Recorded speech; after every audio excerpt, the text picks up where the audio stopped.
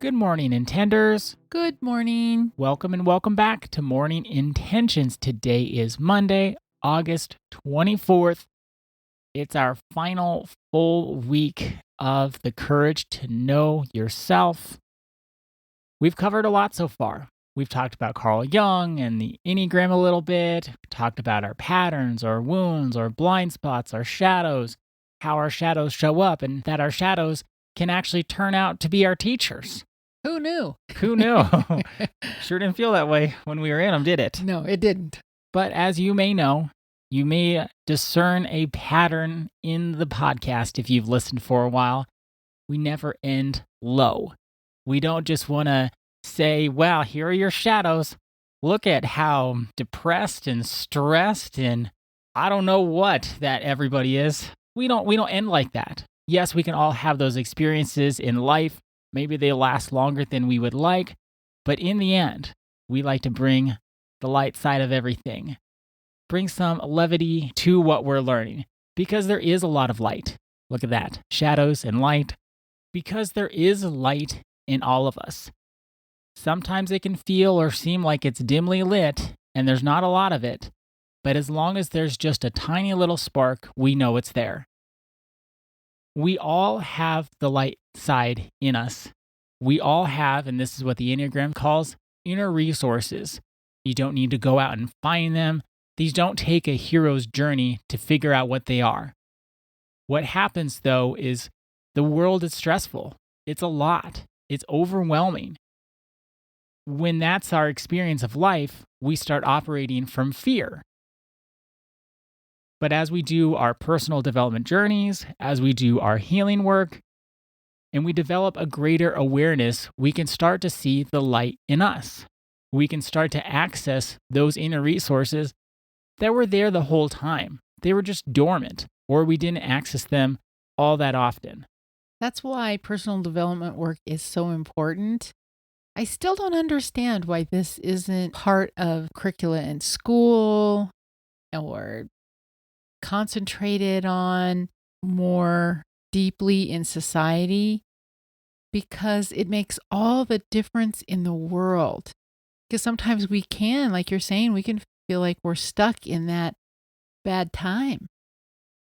But we don't have to be stuck in the bad time, especially when we're willing to do the work to understand where maybe we haven't had the boundaries that would be the healthiest for us. Maybe we really don't understand ourselves. Like we focused on this month where we want to understand ourselves so we don't have to live in fear.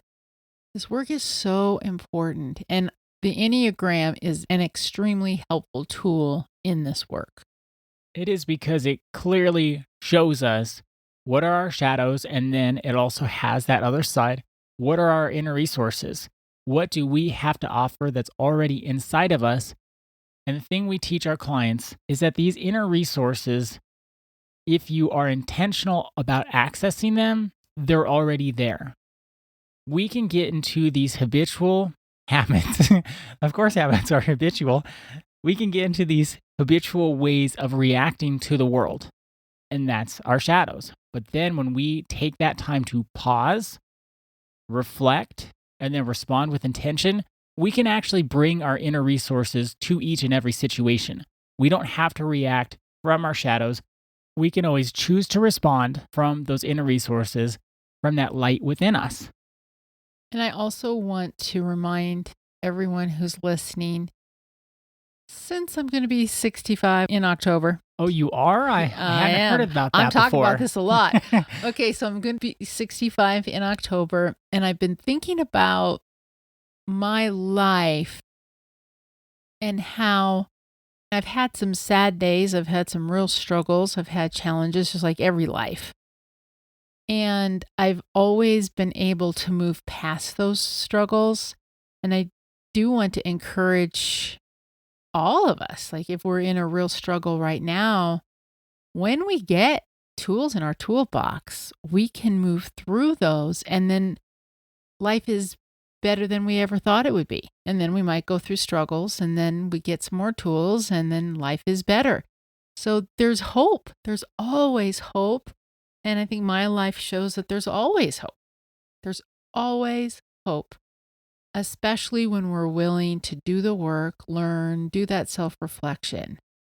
We wanted to go through each Enneagram type this week and highlight their inner resources. We've talked enough about the shadows and the patterns and the wounds and the blind spots. Now let's concentrate this week on the inner resources of all the 9 types of the Enneagram. If you don't know your Enneagram type, go take the Enneagram assessment at the Enneagram Institute. You can go on to their website. It's $20. Take the assessment, and then you'll have a starting point. If you need someone to work through that assessment with you, make sure to contact us. Let's start with Enneagram 1, Ada. I love our Enneagram 1 clients. They are so determined. Like, they are going to do the work. They're going to look at the things.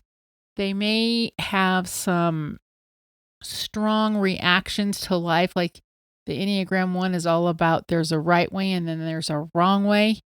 But when our clients start to see how that's showing up in their lives and to know that they don't want to get stuck in that black and white thinking, they're able to move beyond that. They're able to move beyond thinking that this is evil and this is good. This is right and this is wrong. And they're able to access their inner resources. And for the one's inner resources are to be wise, to be principled, and to be discerning. And they can access that for themselves, but they also then bring that to others. They can share their wisdom. They can be that person with principles. They can be the person that keeps everyone centered because they're very discerning. The ones are very discerning. And it's a joy to have a 1 in my life.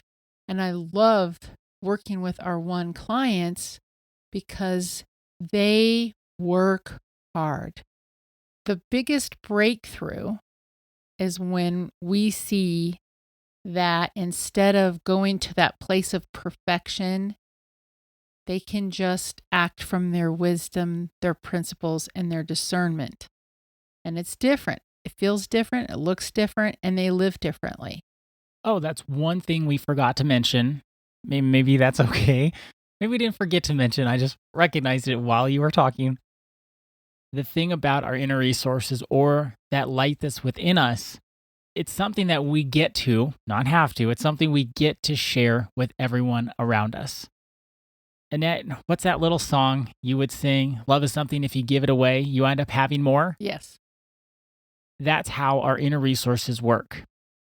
Well, that's why doing your personal development work, healing in your life, healing is not a selfish pursuit. I will say that over and over again.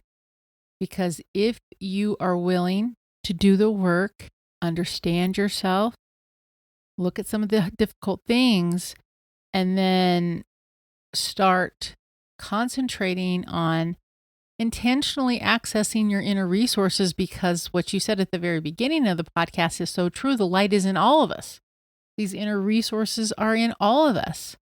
And when we're able to access those inner resources, then not only do we heal our own lives, but we're able to show up for others. So this work is not selfish. Healing is not a selfish pursuit. And when we can share those inner resources, we can make a huge difference in other people's lives. But first, we have to do our own work.